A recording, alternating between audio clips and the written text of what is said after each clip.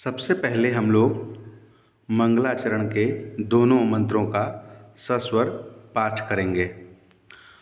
मंगलम ओम तच्चक्षुर्देवहितं पुरस्ताच्छुक्रमुच्चरत् पश्येम शरदः शतं जीवेम शरदः शतं शृणुयाम शरदः शतं प्रब्रवाम शरदः शतम् अदीनाः श्याम शरदः शतं भूयश्च शरदः शतात्।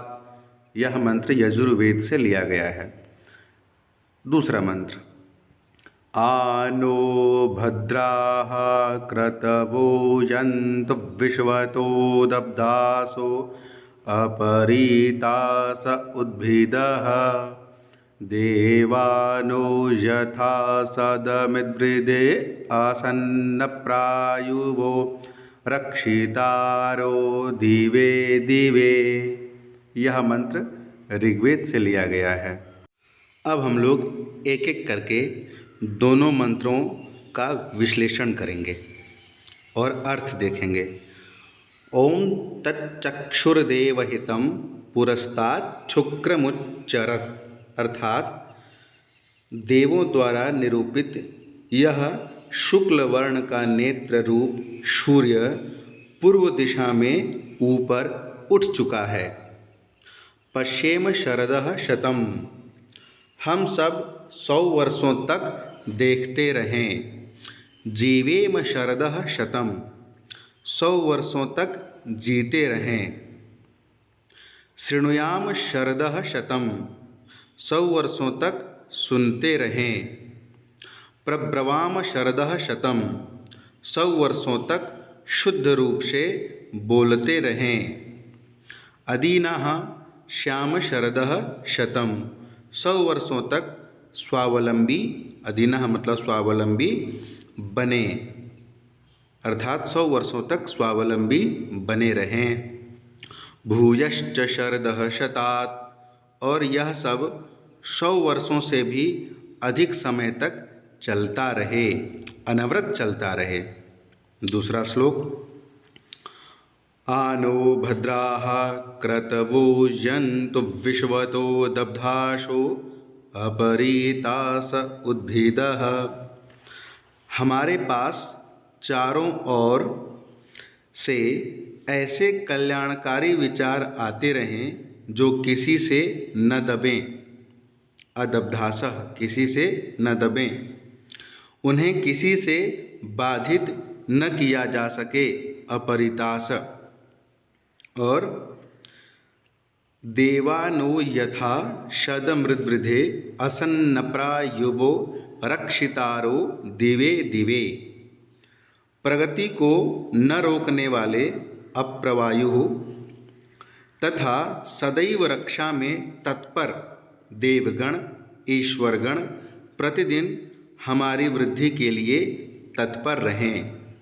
लोक मंगल की भावना से, संपूर्ण विश्व के कल्याण की भावना से इन मंत्रों को लिखा गया है। अब हम लोग दोनों मंत्रों का एक साथ समेकित रूप में अर्थ को देखते हैं। अब हम लोग एक एक करके दोनों श्लोकों का समेकित रूप में अर्थ जानते हैं। पहला मंत्र जो यजुर्वेद से लिया गया है उसका अर्थ देखिए।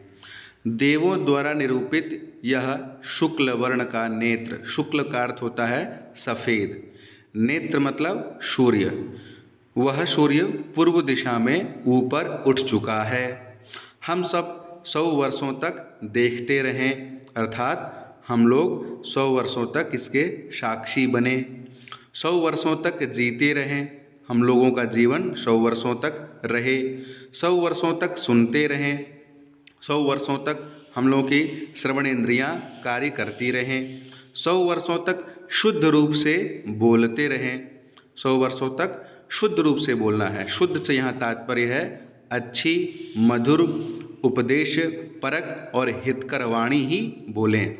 100 वर्षों तक स्वावलंबी, अधीन का अर्थ होता है स्वावलंबी, तो 100 वर्षों तक स्वावलंबी बने रहें और यह सब 100 वर्षों से भी अधिक चलता रहे, अर्थात नित्य, निरंतर, आदि, अनंत इस संसार की कल्पना जो की गई है वह गतिमान रहे, अनवरत चलता रहे।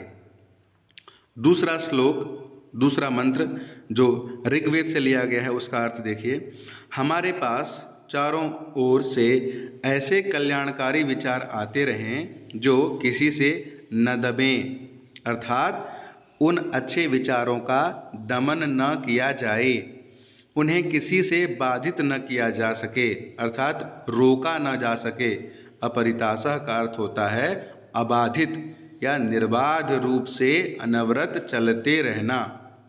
एवं अज्ञात विषयों को प्रकट करने वाले उद्भिदः मतलब प्रकट करने वाले हों, अर्थात वो कल्याणकारी विचार या विषय अज्ञात विषयों को प्रकट करने वाले हों, जिसका हमें भान नहीं है, ज्ञान नहीं है, उसका भी हमें ज्ञान प्रदान करने वाले हों।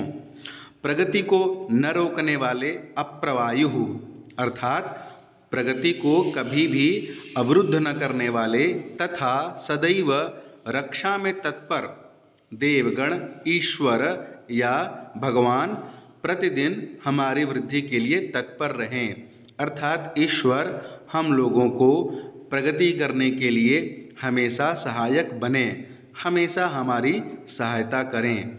आप इन श्लोकों को सस्वर पाठ करेंगे और इसका अर्थ भी समझेंगे।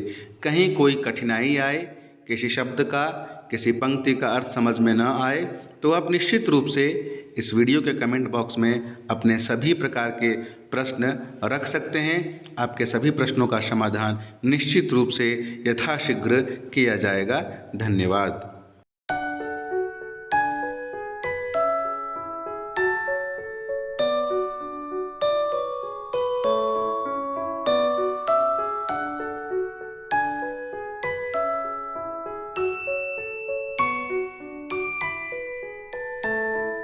you